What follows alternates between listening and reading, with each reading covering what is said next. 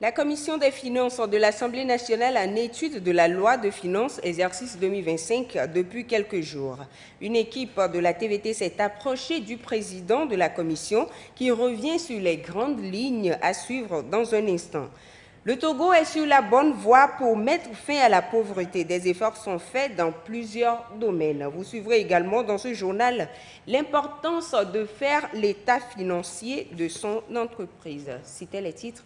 Madame, Monsieur, bonsoir. Bienvenue à votre rendez-vous économique. Depuis quelques jours, la Commission des finances de l'Assemblée nationale étudie la loi de finances exercice 2025. Ce n'est qu'après cette étape que le test sera soumis à la plénière. Pourquoi l'étude en commission? Quel est le montant du budget pour l'année prochaine? Et quelle est la part réservée aux secteurs sociaux? Des éléments de réponse avec le président de la Commission des finances et du développement économique à l'Assemblée nationale dans ce sujet de Marie-Ange Bida. L'étude en commission, étape obligatoire. Le projet de loi de finances exercice 2025 y passe également. Les travaux ont démarré depuis quelques jours. Les membres de la Commission des finances et du développement économique de l'Assemblée nationale, avec à leur tête leur président de commission, Djossou Semondi, sont à pied d'œuvre. L'examen du test prendra le temps qu'il faut. C'est l'ensemble de l'action publique qui est analysé. Nous faisons le bilan de l'activité de tous les secteurs, de tous les ministères et institutions. Donc, ce qui fait que nous prenons le temps de mesurer les raisons pour lesquelles on peut affecter tel ou tel montant de recettes à telle ou telle activité. Donc, alors que pour les autres lois, c'est des lois qui sont consacrées à des domaines particuliers. Ça prend beaucoup de temps pour faire le bilan de chaque secteur et voir la pertinence de l'allocation des ressources à chacun de ces secteurs-là. Le budget 2025 est estimé à près de 2 395 000 milliards de francs CFA. L'un des points essentiels de ce budget, c'est que depuis la crise Covid et les crises connexes, le budget a connu des déficits importants. Et c'est la même chose dans tous les pays du monde. C'est la première fois que le budget affiche un déficit de 3% conforme aux engagements pris avec l'UEMOA et avec le Fonds monétaire international. C'est vraiment la particularité de ce budget. Ce qui montre bien évidemment que les réformes du gouvernement, le sérieux de l'action du gouvernement portent les fruits. Une fois encore, le gouvernement fait une part belle aux secteurs sociaux. Le montant consacré est en légère hausse par rapport à 2024. Cela confirme la priorité accordée par le chef de l'État, Faure Essozula Gnassingbé, à la satisfaction des besoins clés des populations. C'est les recettes budgétaires, c'est-à-dire plus particulièrement les recettes fiscales, qui portent l'augmentation du budget. Et c'est avec cette augmentation du budget que le gouvernement essaye de répondre plus aux besoins de la nation, c'est-à-dire plus particulièrement la demande sociale. Et à cet égard, nous devons signaler aussi que cette année, le budget porte une part importante consacrée à l'assurance maladie universelle.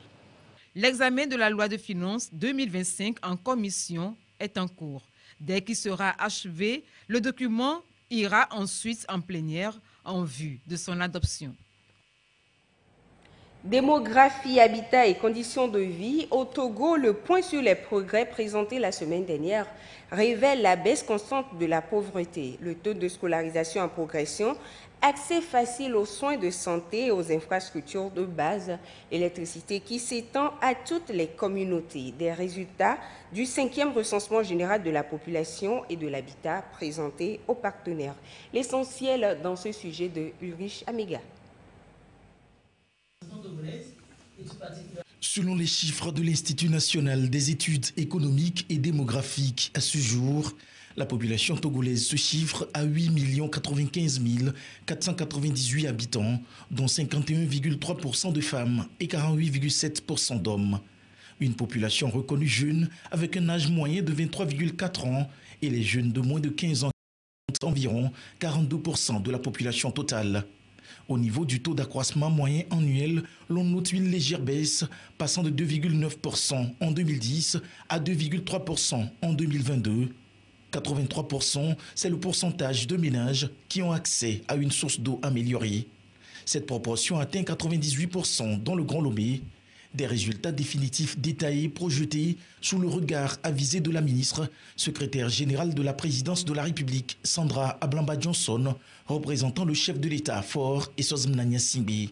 L'opération donne désormais une idée claire des orientations à donner aux actions de développement, selon l'UNFPA, chef de file des partenaires techniques et financiers. Je voudrais, au nom de l'ensemble des partenaires techniques et financiers, vous remercier très sincèrement pour nous avoir associés à ce moment très important de la présentation des résultats définitifs, détaillés du 5e recensement général de la population et de l'habitat.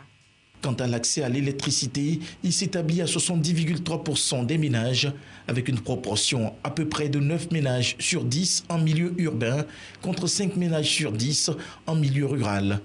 Le taux brut de scolarisation et d'alphabétisation ont considérablement augmenté.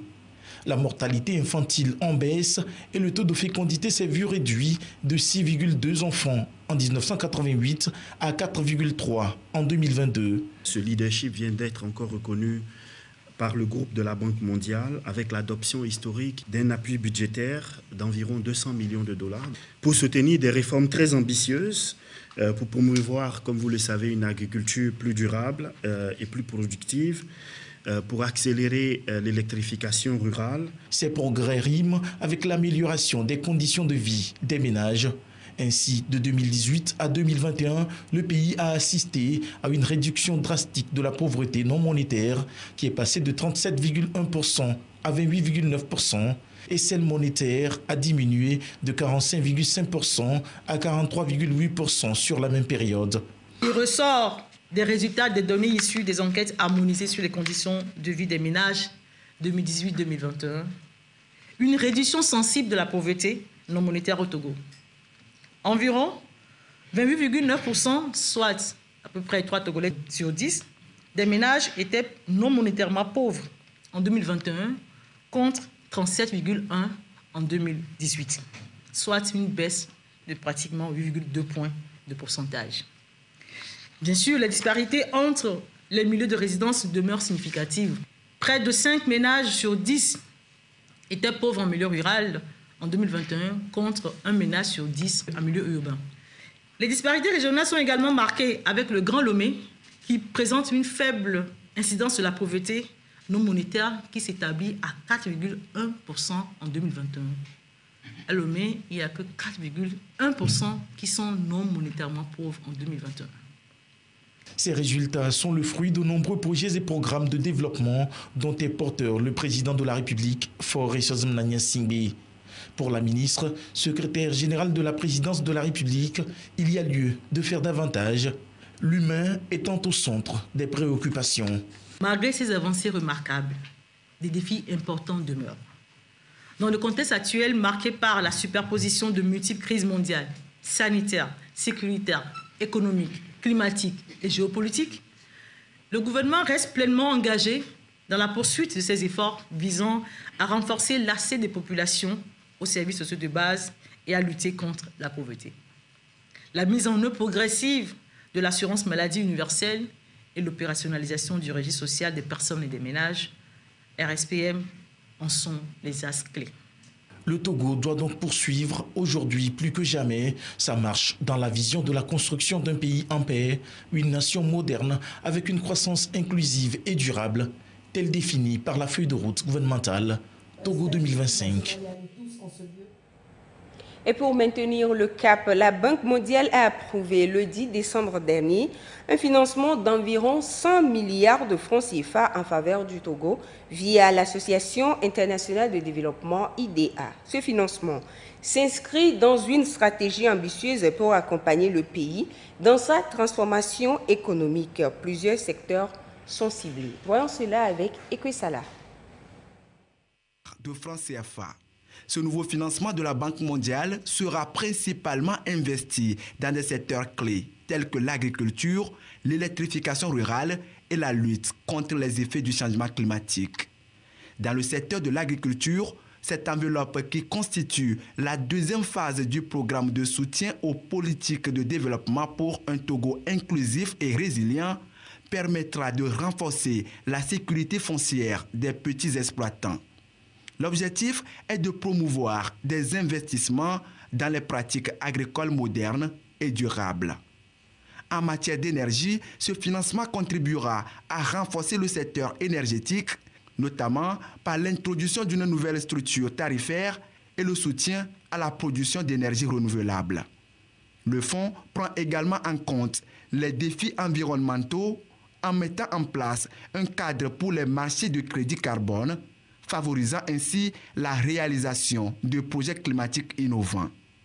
Dans le domaine des finances publiques, ce soutien de la Banque mondiale permettra de rationaliser les dépenses fiscales, de renforcer les recettes de l'État et d'améliorer la gestion des entreprises publiques. Ces réformes visent à accroître la résilience des populations vulnérables et à libérer des ressources essentielles pour des investissements prioritaires. Elles posent les bases d'une prospérité durable et inclusive pour les générations futures. Aligné sur la feuille de route gouvernementale Togo 2025 et le plan d'urgence PURS, ce programme vise également à renforcer l'accès à une énergie fiable et renouvelable grâce à des réformes tarifaires et des investissements ciblés. Introduire un registre social national pour une meilleure protection sociale. Améliorer l'éducation grâce à un accès accru aux manuels scolaires et à une formation optimisée des enseignants. Soutenir les victimes de violences basées sur le genre. Sur le plan économique, des mesures seront mises en œuvre pour réduire les risques budgétaires liés aux entreprises publiques et renforcer les recettes fiscales, consolidant ainsi les bases d'une gestion financière saine. Ce financement s'inscrit dans la continuité des relations solides entre le Togo et la Banque mondiale, renforcées par un cadre de partenariat pays approuvé en mai 2024. Ce cadre repose sur 3 piliers, la création d'emplois de qualité, l'amélioration du capital humain et le développement territorial durable. Avec cette nouvelle impulsion, le Togo fait un pas de plus vers une transformation économique et sociale durable, en plaçant les populations vulnérables et l'environnement au cœur de ses priorités.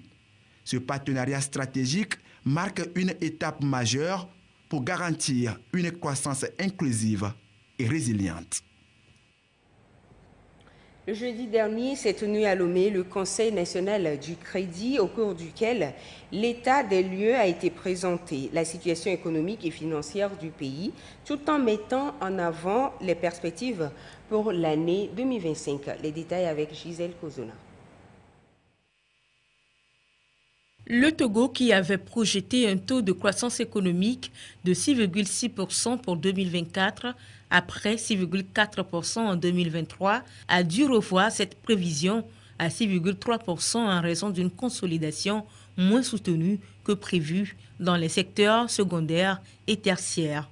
Toutefois, le secteur primaire a fait preuve de résilience malgré les aléas climatiques. Côté inflation, des progrès notables ont été enregistrés. Le taux moyen a baissé à 3,4% à fin septembre 2024 contre 5,7% sur la même période en 2023 grâce à la baisse des prix des produits alimentaires sur les marchés internationaux et à la stabilité des prix des carburants. La dette publique reste maîtrisée, représentant 64% du PIB à fin juin 2024, consolidant ainsi un cadre macroéconomique favorable au développement. Le financement de l'économie a connu une progression en 2024, témoignant de l'engagement des banques et des institutions de microfinance à accompagner la croissance. 645 milliards de francs CFA de nouveaux crédits ont été octroyés par les banques au cours des 9 premiers mois, soit une hausse de 10% par rapport à 2023. Les institutions de microfinance ont accordé 218 milliards de francs CFA, un niveau stable par rapport à l'année précédente. Les financements par affacturage et crédit bail ont également progressé significativement avec des hausses respectives de 37,5% à 33 milliards et 22% à 48 milliards. Les créances sur l'économie se sont établies à 1 784 milliards de francs CFA à fin septembre 2024, représentant 30% du PIB malgré des défis persistants tels que le ralentissement économique mondial, la dégradation de la qualité des portefeuilles de crédit et les asymétries d'information. 3 défis majeurs sont à relever selon les autorités en charge de l'économie. Il s'agit de mobiliser des ressources suffisantes pour financer les projets de développement, augmenter les financements aux très petites et moyennes entreprises, TPME, et développer des modèles financiers innovants pour soutenir l'habitat et la mécanisation agricole. Dans le cadre de la feuille de route Togo 2025, le gouvernement s'engage à accélérer les réformes économiques et à accompagner les entreprises soutenues par un environnement financier dynamique. Et pour préserver la stabilité économique du pays, mettre fin à la corruption est primordial. L'ARCOP, l'autorité de régulation de la commande publique, joue déjà sa partition dans la transparence et l'intégrité dans la gestion des marchés publics.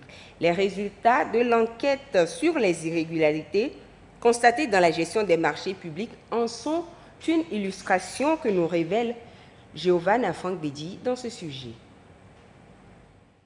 Le document retrace à travers ces lignes les irrégularités qui entravent encore la transparence et l'intégrité dans les marchés publics au Togo.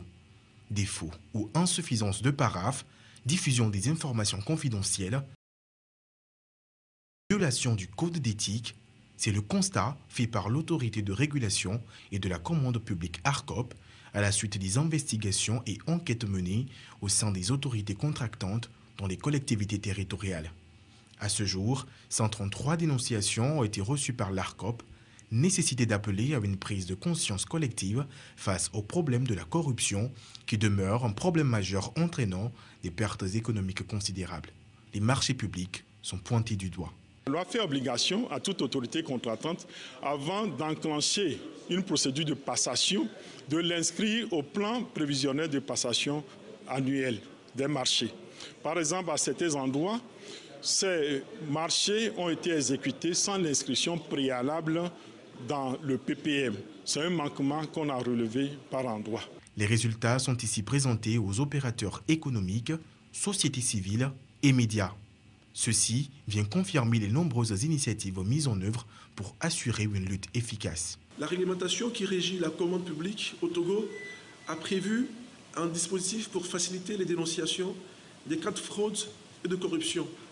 Il s'agit notamment du numéro vert, le 8888, et d'un espace dédié sur le site web arcop.tg, mis à disposition des citoyens pour les dénonciations.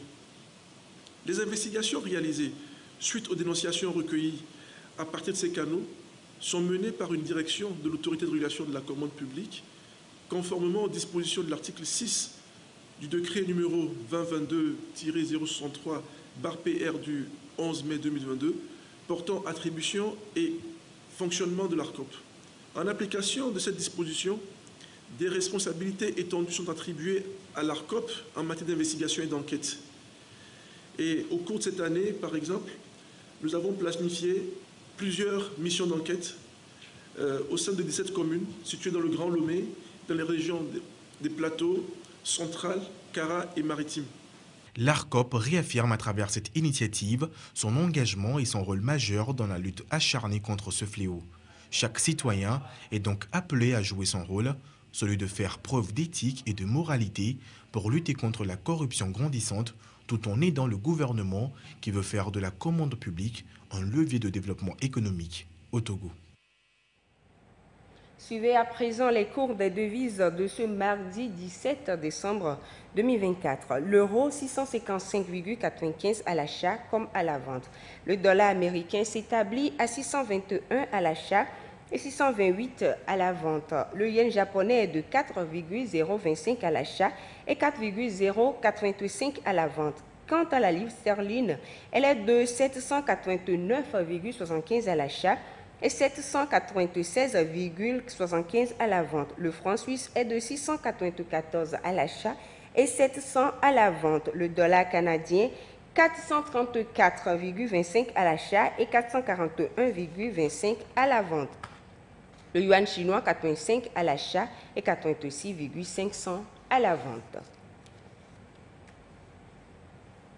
Période de fête, fin d'année, moment propice pour les entreprises de faire l'état des lieux, le bilan de leurs activités, relever les forces et les faiblesses pour mieux ajuster les ventes.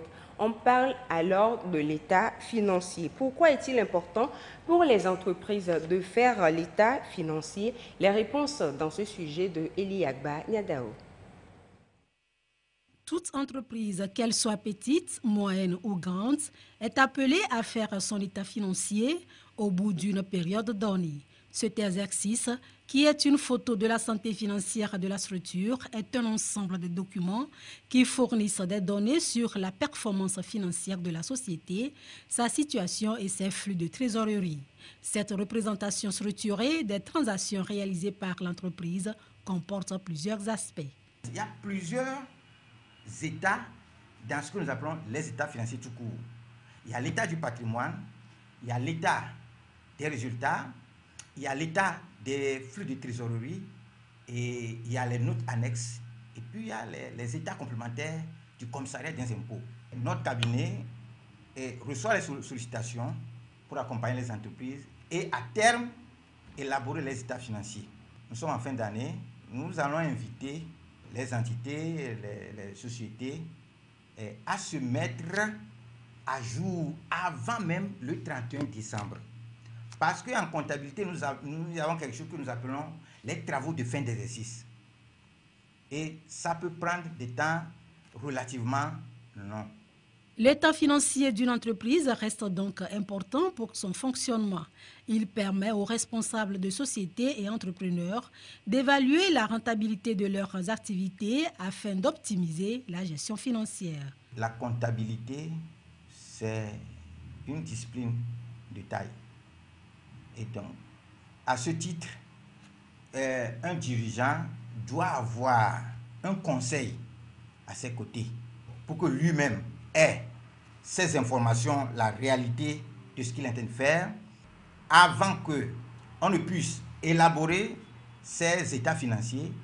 Il faut suivre l'entité depuis le début de l'année, savoir les dispositions comptables qui sont prises et passer les écritures nécessaires pour avoir une information fiable en fin d'année et élaborer ensuite les états financiers. Ça peut prendre des temps relativement longs. Et donc, je pourrais demander aux entités de s'approcher des différents cabinets, des conseils, pour qu'on passe au peigne fin leur comptabilité avant que janvier n'arrive. L'état financier, qui est un document comptable, synthétise de façon claire et structurée les événements d'une entreprise. S'il se faisait au Togo physiquement il y a des années, aujourd'hui, avec l'expansion de la digitalisation, il est établi en ligne et transmis à l'Office togolais des recettes, OTR. À quelques jours de la fin de l'année, l'effervescence est déjà palpable dans plusieurs quartiers. Chacun souhaite être élégant pour célébrer le jour de fête. Et les petites et moyennes entreprises profitent de cette occasion pour maximiser leurs ventes. Parmi elles, Jennifer, entrepreneur dynamique, propose des choix élégants à sa clientèle grâce à une stratégie bien pensée pour attirer encore plus de clients en cette période festive. Notre rubrique « Le temps de l'entrepreneur » est allée à sa rencontre. Découvrons-la avec Edwige Atakwa Bassabi et Gisèle Kozona. À Lomé, la capitale, l'effervescence des fêtes de fin d'année commence déjà à se faire ressentir. 2 clients viennent de franchir les portes de cette boutique de prêt-à-porter, un lieu prisé pour sa réputation. Ils préfèrent ici des vêtements conçus avec soin et qualité. Tata Benoua, Benoua Dodo non a fie. Garo me amuina tela gbo, o tona na mwa mjene jina mo egbe ambo, mdola va fie ne ma va chando na zanlo. Nu nyu mpo nu sugbo le fie. Nu ko ma doso idome, nu ko ma doso toa, mpo nu sugbo le fie. Ta e Georgina mbe va fie egbe. Ici, on y trouve pas mal de outfits, surtout les habits de boulot. Et j'ai choisi ici pendant les temps de fête parce qu'il y a pas mal d'habits de soirée, d'habits de brunch. Moi, j'ai l'habitude de prendre mes habits ici. Et j'aime bien parce qu'il y a l'élégance. Jennifer, propriétaire de la boutique, n'est plus une novice dans le domaine. Avec plusieurs années d'expérience dans le prêt-à-porter, elle sait anticiper les besoins de ses clientes, surtout pendant les périodes festives. Au mois de décembre, j'ai doublé le nombre de publicités que je fais par jour. J'ai ramené de nouveaux articles de fête qui pourra attirer la clientèle. Assis Élégance, chaque cliente est une reine qu'elle pense être. Toutes celles qui aiment s'habiller, être élégante, coquette, chic, je vous invite à venir à Assis Élégance parce que ici, c'est au palais de la Sape. Vous avez tout type de tenues. Assis Élégance n'est pas qu'une simple boutique de vente de vêtements parce que je me mets à la disposition de mes clientes pour les conseiller à composer leur outfit. C'est-à-dire, on peut dire entre griffes que je suis là pour les relooker. Pendant les fêtes, les goûts se diversifient. Certains préfèrent les pagnes traditionnelles, tandis que d'autres optent pour le tout cousu ou encore des tenues modernes. Mais une chose est certaine, pour célébrer la fin de l'année et accueillir la nouvelle, la population veut briller. Le mot d'ordre reste simple. Être élégant, chic et prêt pour le nouvel an. Vous êtes donc invité à y faire le tour. Et ce sera tout pour ce soir. Merci de nous avoir suivis. Bonsoir chez vous. À la prochaine.